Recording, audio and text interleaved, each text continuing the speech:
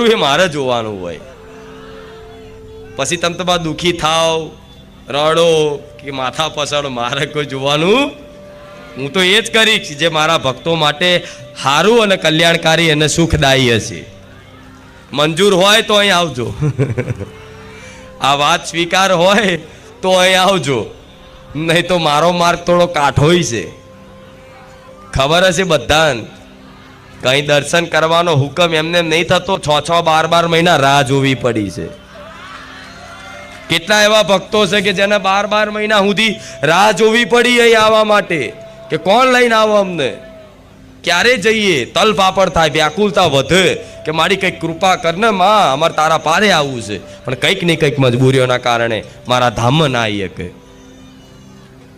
તો અહીં આવવાનું જો કાઠું પડતું હોય, કાઠું પડે. હું જાણું છું, સરળતા નહીં કે આમ ભાડું ખર્ચીને રિક્ષાને હાથ મારીને આવી જાય ખુખાર મેળવીને પારે, એવી રીતે નહીં જવાતું.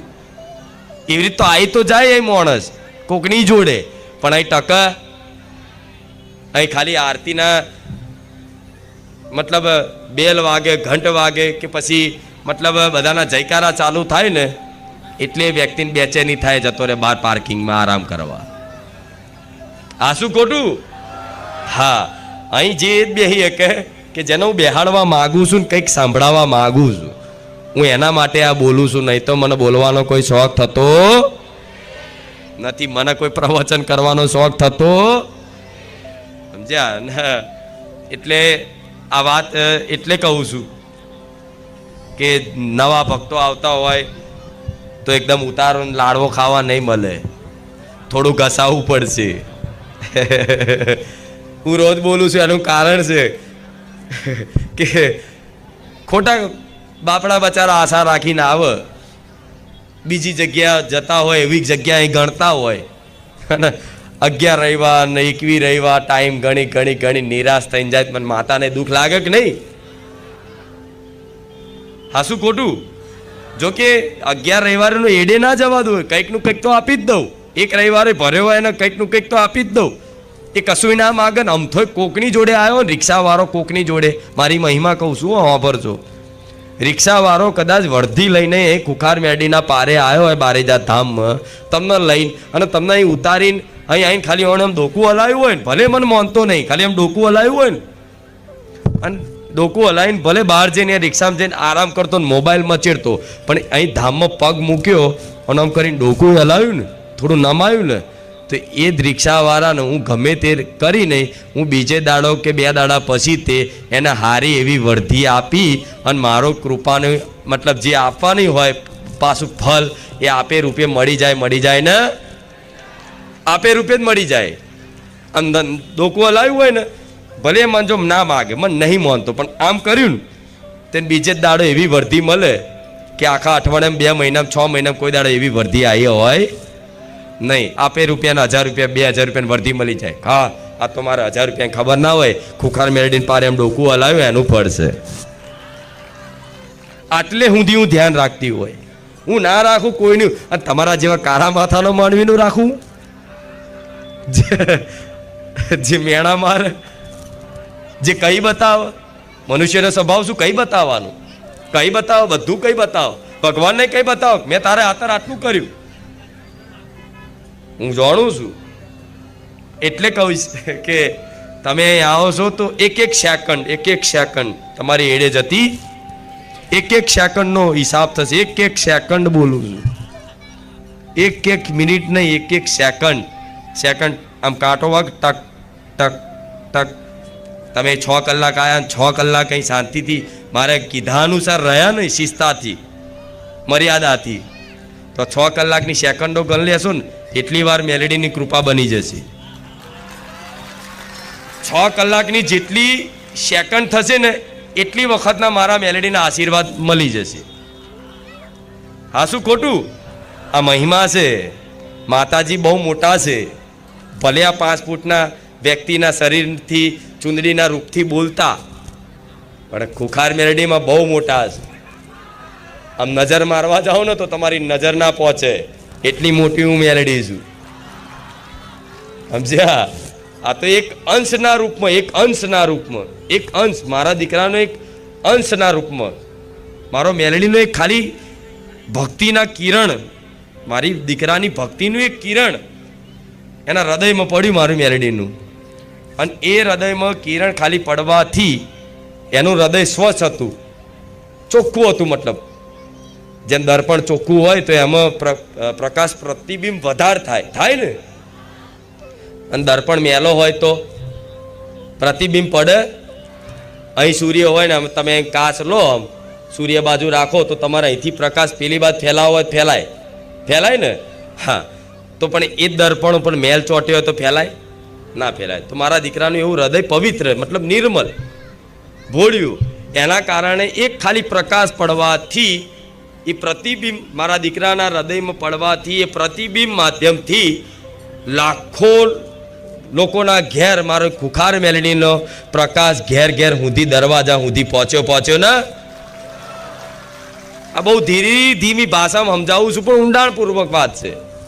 પહોંચ્યો ને, હૃદયમાં પડ્યું કિરણ, એ હૃદય પરથી પ્રતિબિંબ થઈ અને આ પ્રકાશ દેખાય છે ને. હા, તો વિચારો ખાલી એક મારું મેલડીનો એક કિરણ કહું છું. હું તો શું છું? કરોડો સૂર્ય જેવી માતા, કરોડો સૂર્ય જેવું તેજ જેવી માતા, ઉગતા પોરની મેલડી. હું રામવારી મેલડી છું, કરોડો સૂર્ય બોલું છું. એવી કરોડો સૂર્યના તેજ જેવી માતા ખાલી એક મનુષ્યની પ્રેમ ભક્તિથી પ્રસન્ન થઈ અને મારી સૂર્યના પ્રકાશનું કિરણ એના હૃદયમાં પડી અને પ્રતિબિંબ રૂપે આખા ગુજરાતમાં એનો પ્રકાશ દેશ દુનિયામાં ફેલાતો હોય તો હું મેલડી કેટલી મોટી હોય. હા, શું ખોટું? વાત ઉતરે છે ને? હું જેટલી મોટી હોય, હું ખાલી એક કિરણની વાત કરું છું, એક કિરણની વાત કરું છું. એવા તો કરોડો સૂર્યના તેજ જેવું તેજ મારું મેલડીનું હોય. બધાને કહેતા માતાજી કોઈ શરીરમાં આવો, માતાજી કોઈ શરીરમાં આવો તો માણસ સહન ના કરી શકે માતાજી. તો હું માતા એવું કહું છું કે સાચી વાત છે. માતાજી કોઈના શરીરમાં આવે ને તો કોઈ મનુષ્ય મને માતાને સહન કરી શકે? પણ હું માતા ગાડી હોઉં કે હું મારા દીકરાને બધી શક્તિ લઈને આવું? ના, એ અમુક અંશ લઈને ઉતરું, અમુક અંશ કે જેટલું મારો દીકરો સામર્થ્ય મને માતા ઝેલી શકે ને, એ સામર્થ્ય આપવાવાળી હું છું. એટલું જ પ્રકાશ લઈને હું ઉતરું. હું બધું તેજ લઈને ઉતરું ને તો માણસ હાચુકલો ભસ્મ થઈ જાય. સાચી વાત છે, ખોટી વાત નથી, આ સાચી વાત છે. તો ખાલી એક અંશ છે, અંશ મતલબ શક્તિ. એ શક્તિ મારા દીકરાની ભક્તિથી હૃદયમાં વિદ્યમાન થઈ અને વિદ્યમાન થવાથી આટલી બધી મહિમા રચાઈ દેતી હોવ તો હું આ મેરડી તો પૂરેપૂરી એટલી મોટી છું કે મને માતાને તમે આ જીવન નહીં જેટલાય જન્મો કાઢ નાખો ને તોય મને મેલડીને ઓળખી શકો? ના ઓળખી શકો. દુનિયાના ટેકનોલોજીનો જમાનો હોય ને દુનિયાના મોટા મોટા વૈજ્ઞાનિકો લાવો, મોટા મોટા વિદ્વાનો લાવો, મોટા મોટા જ્ઞાનીઓ લાવો, બધાને લાઈન બેહાડો ને તો મને મેલડીને ક્યારે ઓળખી શકો? એ જ મને ઓળખી શકે જેને હું ઓળખ આપવા માગું છું. એટલે મારે તમને બધાને ઓળખ કરાવી છે કે દેવી શક્તિ શું છે. આટલી ના સમજશો એને. આ શરીર રૂપી ચૂંદડી રૂપી માતા ધૂણું છું તે એનું શરીરની હાઈટ બહુ 5.5 ફૂટ હશે. હા, શું ખોટું? મારી મેલડીની હાઈટ માપવા જશો ને તો તમે દુનિયાના કોઈ એવા મીટરો માપ પટ્ટી નહીં મને મેલડીને માપી શકે. હું મોટી એટલી છું, હું નાની એટલી છું. હું નાની એટલી છું, જેટલી નાની કે 100 છે 100. એ 100માં તમે દોરો પરવતા હોય દીકરીઓ તો જેટલી વાર નાખો ને તો એ દોરો જાય. જેટલું આમ ઝીણું કરીને જોવું પડે, બરાબર? તોય માંડ મતલબ તમે એ 100માં દોરો પરવી શકો, બરાબર? એ 100 જેટલા છેદમાં હું મેલડી નીકળી જાઉં. હું એ માતા છું. મોટી એટલી છું કે કોઈને માપે માપપટ્ટીથી હું મપાવું નહીં. અને નાની એટલી છું કે 100 જેટલા નાના અમથા છેદમાંથી હું મેલડી ધારું તો એમાંથી હું પાર થઈ જાઉં. શું આવી મહિમા છે. પણ હું દેવી શક્તિ તત્વરૂપે બિરાજમાન છું કણ કણમાં. તમે મને જો યાદ કરો ને તો હું એક્ટિવ હોઉં, એક્ટિવ જ હોઉં. જરૂર નહીં કે યાદ કરો ને મારા અહીંથી ચપ્પલ પહેરવા પડે તમારે જેમ. તમને કોઈક બોલાવો બૂમ પાડક અહીં આવજો ને તો તમે તો શું કરો, પેલા ચપ્પલ ઓછો ઓધો કે નહીં, ચપ્પલ બપ્પલ પહેરીને તાલા હતો કપડા બપ્પા હરખા પહેરીને માથું બાથું ઓરવીને જાઓ. મારા થોડી ચપ્પલ પહેરવાના છે, મારા તો મારા બકરાને લેવાના રહું. રહું ચપ્પલ પહેરવા રહું એટલા તમારો જીવ જતો રહેતો ના રહું.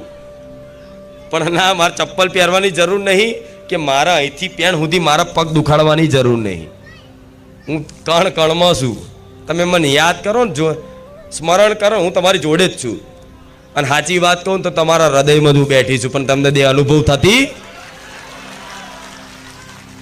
લો. આટલે સુધી કહી દો, તમારા એકદમ સમીપ છું, એકદમ સમીપ છું. એટલે નહીં દેખાતી. નજીકની વસ્તુ એકદમ ના દેખાય. આમ નજીકમાં એકદમ વસ્તુ લાવી દે ને તો આમ દૂર કરવું પડે. હા શું ખોટું? હું નજીક જ છું ખરેખરમાં જોવા જઈએ તો. પણ નજીકની વસ્તુ તમે આમ કરીને જોવા જાઓ તો તમને દેખાશે. આમ નજીકથી મોબાઈલ જુઓ, નહીં વંચાય, કશું દેખાશે નહીં. એ મોબાઈલને જોવા માટે સ્પષ્ટ, મતલબ વસ્તુ દર્શન કરવા માટે, વસ્તુ જોવા માટે દૂર કરવું પડે તો દેખાય કે હા મસ્ત છે, બરોબર છે. થાય કે નહીં? તો અત્યારે તમને એવું થતું હશે કે માડી અમે 2 વર્ષથી આવીએ છીએ માં, પણ એક વખત તારી જોડે વાત કરવાનો અવસર નહીં મળતો માં, પણ તું અમને ચમ દૂર રાખે. તો દૂર એટલે રાખું છું તમે મને સ્પષ્ટ રીતે જોઈ શકો. આમ નજીક આવી જઈશ તો નહીં દેખાવું. હા શું ખોટું? સમજો પડે હું કહું છું એ? હા, હું બારેજાવાળા બધા ભક્તો, મતલબ જે રહેશે બારેજાવાળા, બારેજાવાસી, એમની એકદમ નજીક છું. પણ તમે જે મને માતાને શ્રદ્ધાથી જોવો છો સંપૂર્ણ રીતે, એ જોઈ શકતા હશે? એમ તો ઘણા છે જે જોઈ શકે છે, પણ બધા જોઈ શકે? મારા સેવકો ઘણા એવા છે કે અહીં બસ એમને 24 કલાક અહીં સેવાનો અવસર મળ્યો છે, સેવાનો અવસર મળ્યો છે, પણ છતાંય તમે જે દ્રષ્ટિથી મને માતાને જોઈ શકો છો ને, એવો મારો અહીંનો એકેય સેવક નહીં જોઈ શકતો. હું સત્ય કહીશ, આ સાચું કહીશ. તમે મને માતાને જેટલી ઓળખો છો ને એટલા નજીક વાળા નહીં ઓળખતા. એનું કારણ એટલે છે કે હું નજીક છું ને એટલે નહીં દેખાતી. આમ થોડી દૂર થાઉં તો ખબર પડે કે ઓહો ખુખાર મેલડી જેટલી સુંદર છે. એની વાણી તો જો, એની ભાષા તો જો, વાલું લાગે છે ને. હા, એટલે દૂર રહેવાનું, એટલે દૂર રાખું છું. દૂર મતલબ એવું નહીં કે તમારી જોડે જ છું, પણ તમને દૂર અનુભવ કરાવું છું કે હું દૂર છું. દૂર એટલે રાખું છું કે સ્પષ્ટ દર્શન થાય એના માટે. એટલે ક્યારેય નિરાશ થવું નહીં. આ વાતો બધા લાગુ પડે એવી છે ને. હા, એમાં તે સાચા જે ખરેખરમાં પ્રવચન સાંભળવા આવે છે સ્પેશિયલ, એના માટે તો સ્પેશિયલ વાતો કીધી, બધી કીધી ને. હા, ભલે રામ. મારા બધું કહેવું હોય છે કે તમે માતાજીને સાધારણ સમજવા, ભગવાનને સાધારણ સમજવા, ભગવાનના નામને સાધારણ સમજવું, રામને સાધારણ નામ સમજવું. જો સાધારણ નામ સમજશો તો તમારા જેવા કોઈ મૂર્ખા નહીં. રામ રામ રામ રામ રામ કરવાથી હું નહીં કહેતી હું, આવું તમે કહો છો એટલે કહું છું. હું જે કહેવા જાઉં છું એ તમારા શબ્દો છો, હું નહીં કહેતી. રામ રામ રામ રામ રામ કરવાથી તમે જાતે એવું કહેશો કે માડી ગુજરાતમાં તારો ફર્સ્ટ નંબર છે. હું નહીં કહેતી હો, હું નહીં કહેતી આવું તમે બોલો છો. હું બોલીશ તો મારા ના બોલાય એવું ઇન્ડિયામાં. હા ભલે ભલે, એ વાત છોડો. તમે બોલે હોય હમણાં એટલે હું નહીં બોલતી. મારા જાતે વખાણ કરાય. હું જો એવું બોલી જો કેટલાય નહીં નિરાશ થઈ જાય. પણ ના, હું તો ક્યારેય કે હું તો એવું કહીશ કે હું કોઈ કોમ્પિટિશનમાં કોઈ સ્પર્ધામાં ક્યારેય પડી